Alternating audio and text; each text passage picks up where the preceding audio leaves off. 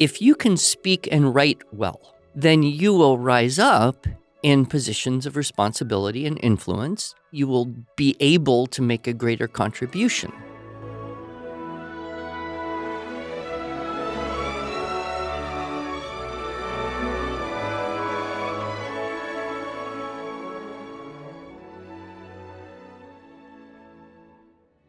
Hello, and welcome to the Arts of Language podcast with Andrew Pudewa, founder of the Institute for Excellence in Writing, or as many like to say, IEW. My name is Julie Walker, and I'm honored to serve Andrew and IEW as the Chief Marketing Officer. Our goal is to equip teachers and teaching parents with methods and materials which will aid them in training their students to become confident and competent communicators and thinkers.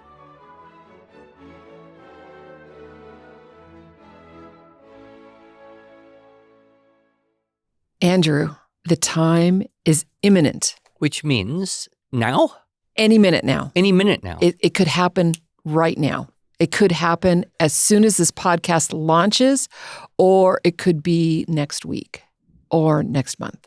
Well, whatever we're obviously not talking about a solar eclipse because everyone knows when that's going to happen. This is true. This is true. Are you talking about World War III, the complete collapse of the economy as we know it? No.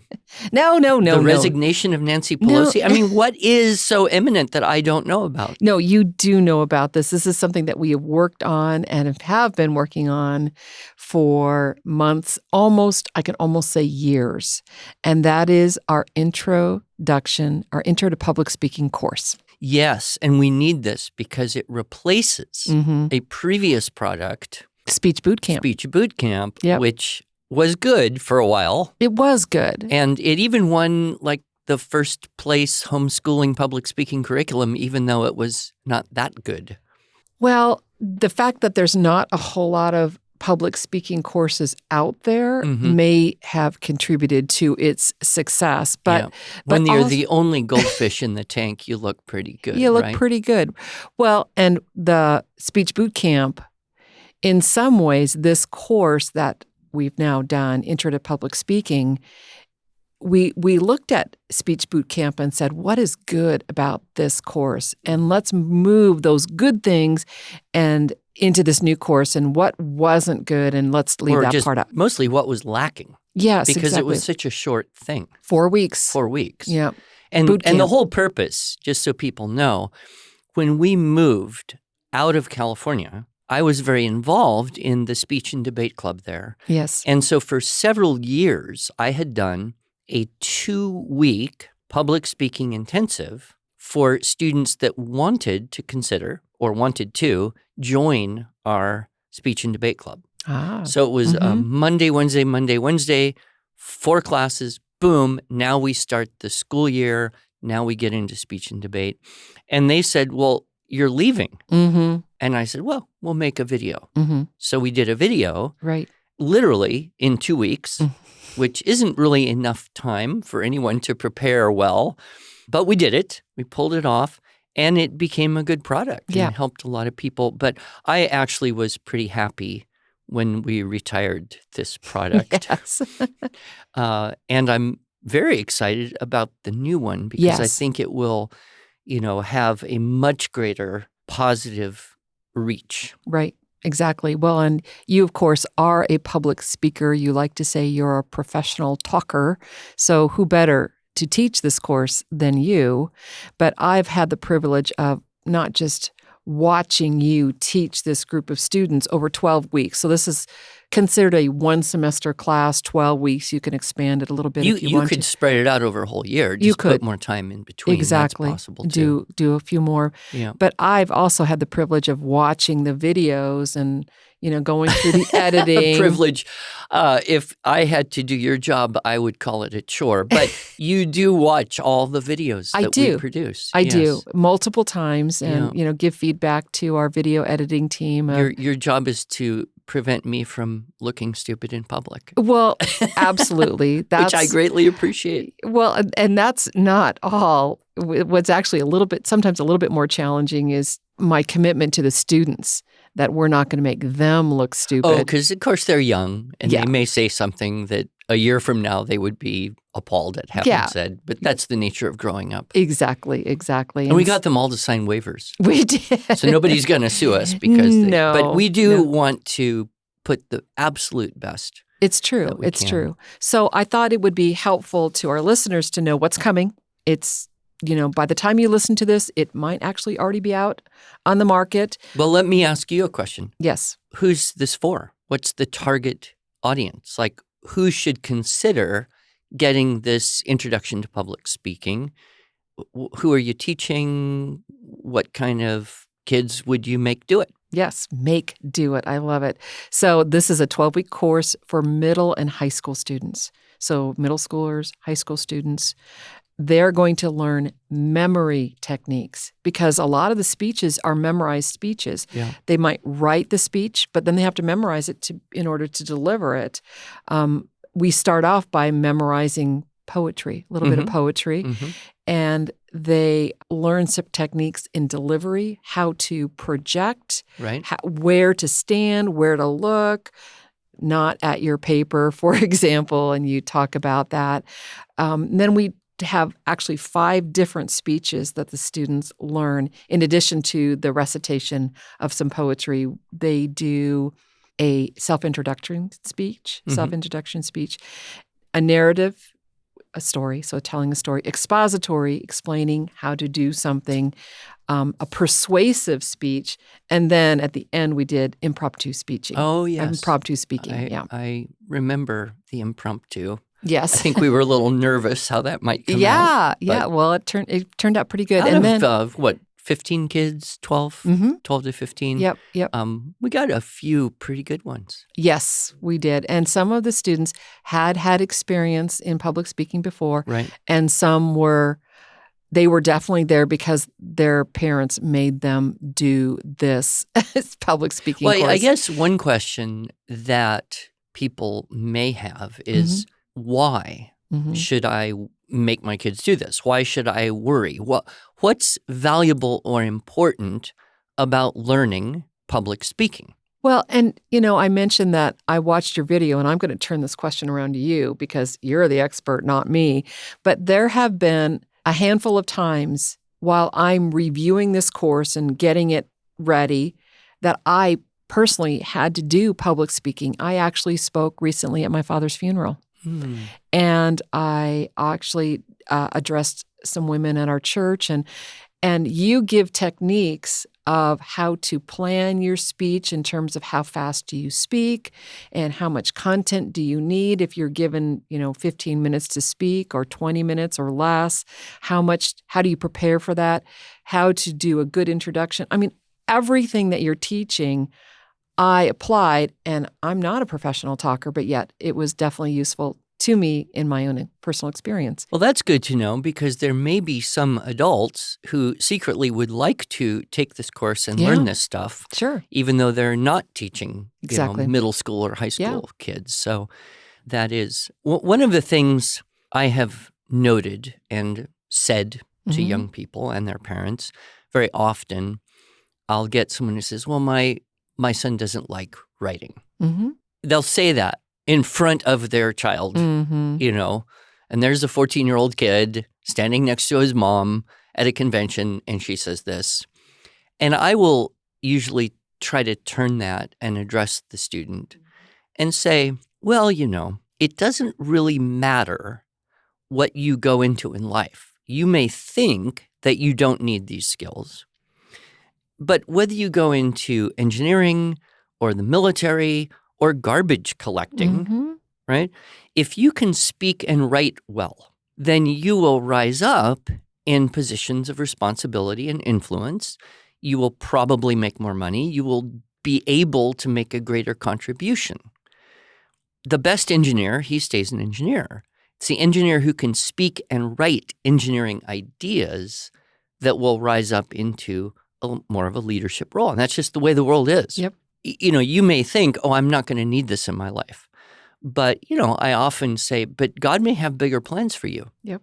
Right? You may have a destiny to do something more than you imagine right now. And so this would help you prepare for that. So, try and move it. But it is interesting. Dr. Webster, in the very beginning said to me, I don't like it when people say the writing program, as if that's all it were. He always would say it's an oral and written communication program. Yep. And so we've tried to, keep that going as much as we can, encourage people to include the oral part of it. Sure. And with the public speaking, of course, that was the main focus. Right. And yet we're still using many of the same structure ideas, from keyword outline of your speech to narrative story sequence to even, the essay speech model is very similar for beginning students. Right, exactly.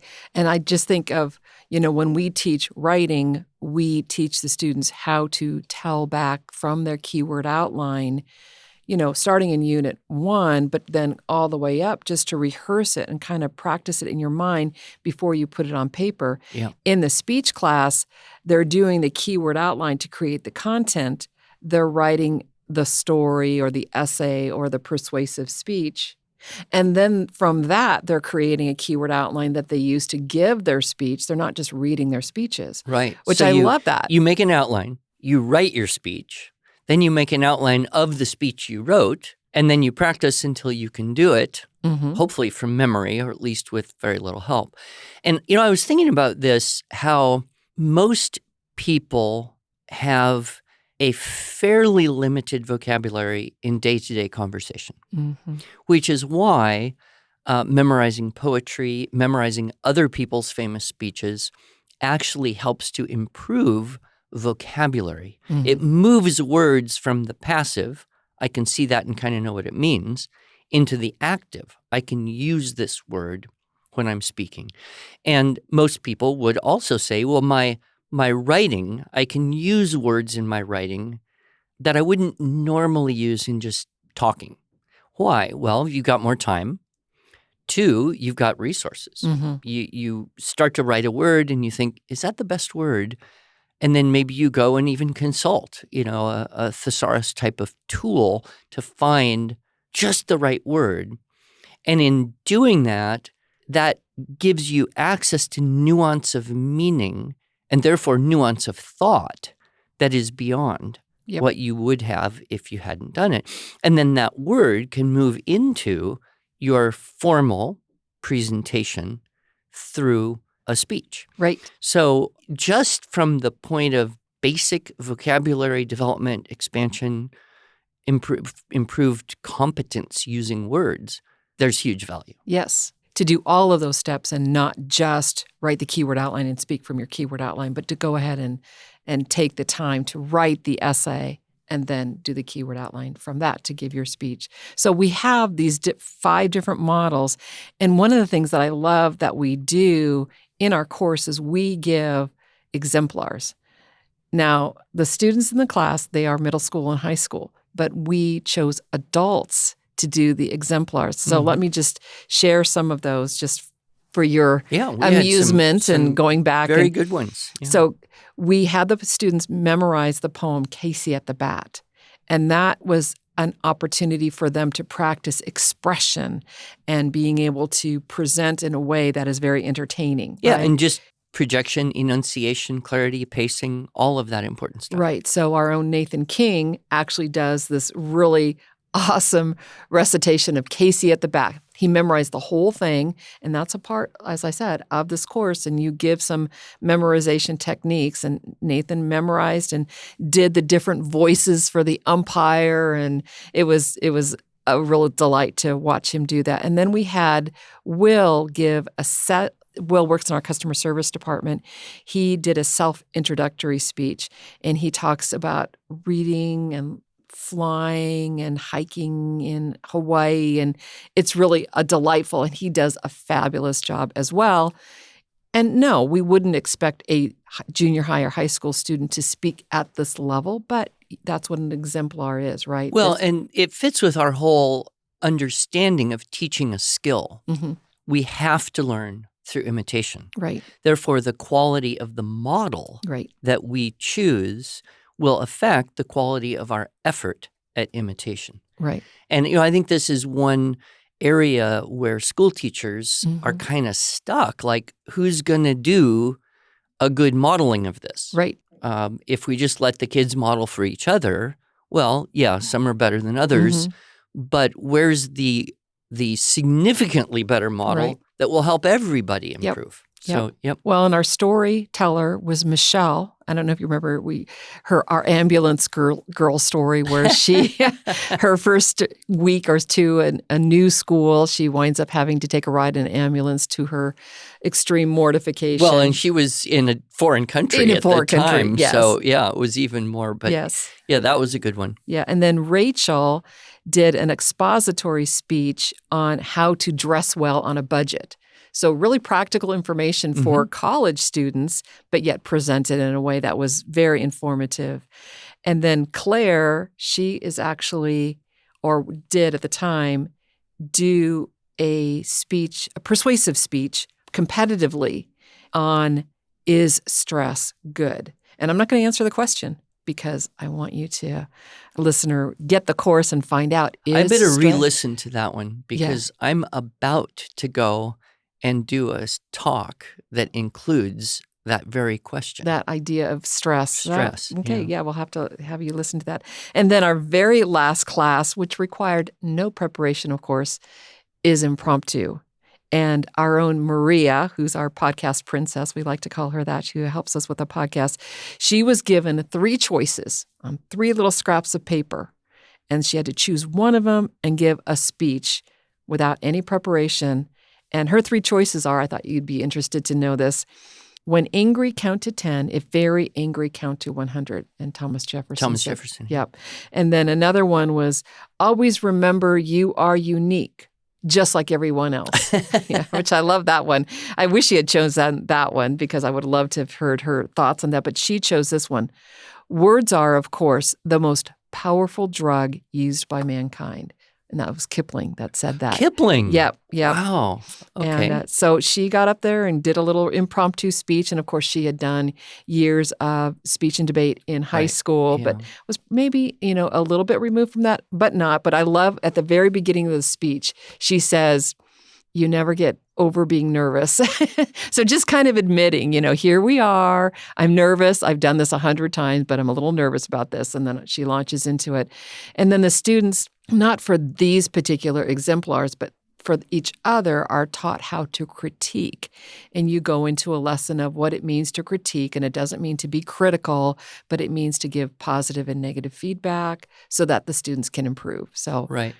Well, and one thing that I think is so valuable about including that in the course is that when you listen to someone else and you can give a modicum of useful, constructive, both maybe positive and areas for improvement, when you can do that for someone else, you're more likely to be able to listen to yourself and give yourself some positive possible areas for improvement feedback. Yep. That's hard. It's really hard to critique your own writing, your own speaking, but through practice, you can become a little more objective. So I think that was, it's a hard thing to get kids to do that well, but it's worth pushing that direction. Yep. Agreed.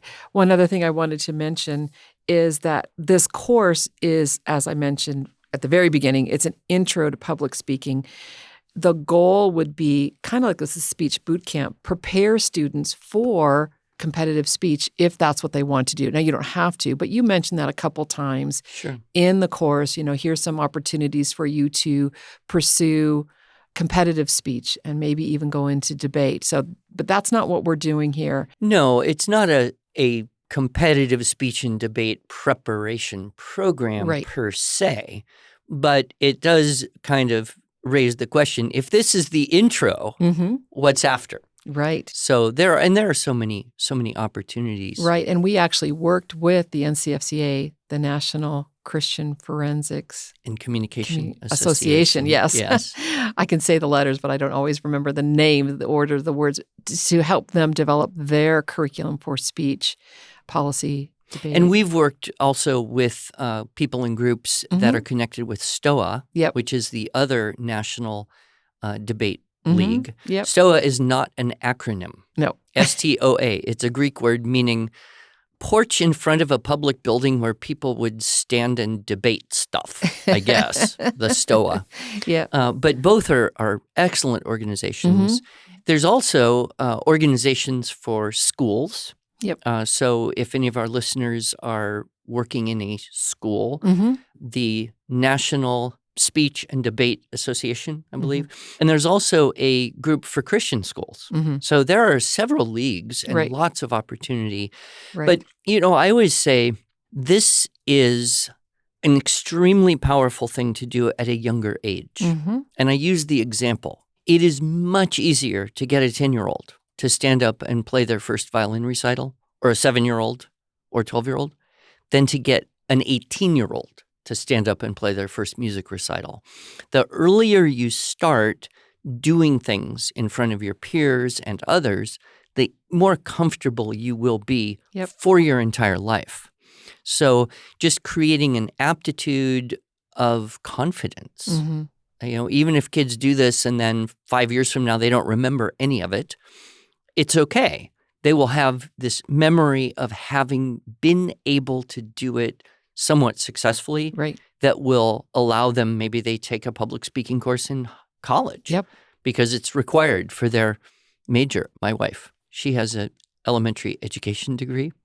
And you know how you can walk and get your diploma with the graduation ceremony, even though you're actually not graduating yet because you have one more class to take over Was the that summer? her last class? It was. She was so mortified. Procrastinated 4 or 5 years over this public speaking class. So she got her little empty diploma case, walked with her peers, and then had to take public speaking over the summer before she could get the actual degree. And so she always says, I don't speak in front of groups very well, but she's actually quite good. But there is that benefit of doing it when you're younger, and then you just feel more confident for your whole life. So I want to talk just about some of the components that are included in this course. So we've got a really nice box, and inside the box there is a notebook, a binder that the students then organize their papers. We're big on binders. We actually are helping students grow up to be organized paper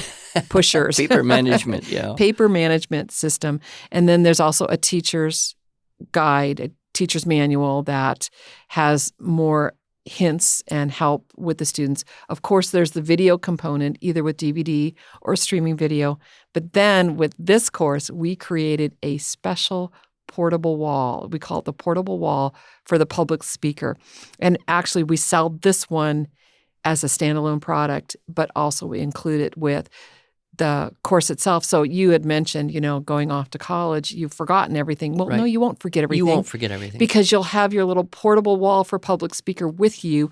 And this talks about how to organize your speech, with the intro, the body paragraphs, the conclusion, which of course you write the body first, and you write your conclusion and then do the intro. And then the intro has got the attention getter. It talks about where to stand on different spots. Like you talk about the speaker's triangle. That's mentioned here. There's the memorization techniques, including the loci, where you it depends how you want to pronounce your Latin, but it could be loci or loci or loci. What did you call loci. it? I probably used the pronunciation that I taught, which would be loci. Yeah, okay. LOCI. But it basically means location, so that you are attaching things to locations in your memory. And it goes all the way back to ancient rhetoric training. Some people may have heard of the medieval memory palace, that idea of having a room or a building.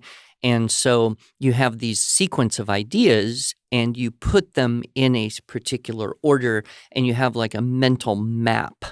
And then you can recall things because one leads to another, leads to another, leads to another. Right. And it's an ancient and still understood principle of memory to use a visual to anchor a sequence of ideas. So we actually unpack that pretty well. I think so. For students in this. And of course, it's something, here's the idea. You need to practice it a little more to get good at it. Right. Well, But, and one of the examples that you gave in the course that I think our listeners will appreciate is you told a series of 5 jokes, and you use this method to help you remember the key words of the joke. So it was actually very cleverly done. So yes, I always have to put jokes in these videos. It's just like this compelling thing, I suppose. They're sprinkled in. They're not necessarily at the beginning of every course like you've all done the before, SSSs. but But I think this portable walls, what do we have now for portable walls? We have the regular portable walls for structure and style. Mm-hmm. We have the grammar portable walls. And then we have for the primary students, Tools for Young Writers. Tools for Young Writers. That's got little stickers on it. Yeah, that's a cutie. And then this now new one. And then we are coming out with another one later this year that we can talk about later.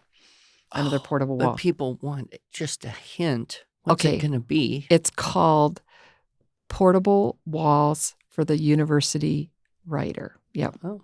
Yep. So we've got that some should be a big seller. I think so. So anyway, lots of great information here. Oh, I wanted to mention one more thing. You talk about ways of persuasion, and you talk about logic. Ethos, pathos, logos. Thank you. Yes. And so the heart, the mind, and the appealing to someone else in authority, how to persuade people using these techniques. So, and then the kids try and go with that? And I would say it's not like we did anything revolutionarily new in this course. This stuff has been around for centuries, millennia. Right. But what we did do, I think, very effectively is take the best of what has been known and taught for a long time and put it into a very manageable, relatively easy to deliver, practicable, and therefore practical package. Yep. And that's kind of what we're good at doing, I guess. So. I think so. Well, this is an exciting course, and I hope, listener, that you will take some time to look through it. Minimally get the portable wall for the public speaker. If you love that and go, wow, I wish there was a whole course built around some of these ideas, well, then you can get the whole course, Intro to Public Speaking. Look forward to teaching it in the fall, or maybe even a summer boot camp. A summer boot camp. Absolutely. Yep. Right before joining a speech and debate club in August. There you go. So many applications. Well, Andrew, this is a great course, and I'm sure we will hear great things about it from those that are using it. You're so optimistic. Always. Thank you.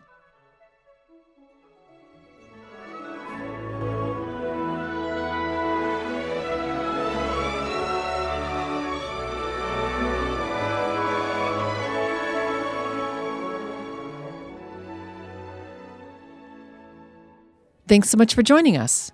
If you enjoyed this episode and want to hear more, please subscribe to our podcast in iTunes, Google Podcasts, Stitcher, or Spotify, or just visit us each week at iew.com/podcasts. Here you can also find show notes and relevant links from today's broadcast. One last thing, would you mind going to iTunes to rate and review our podcast? This really helps other smart, caring listeners like you find us. Thanks so much.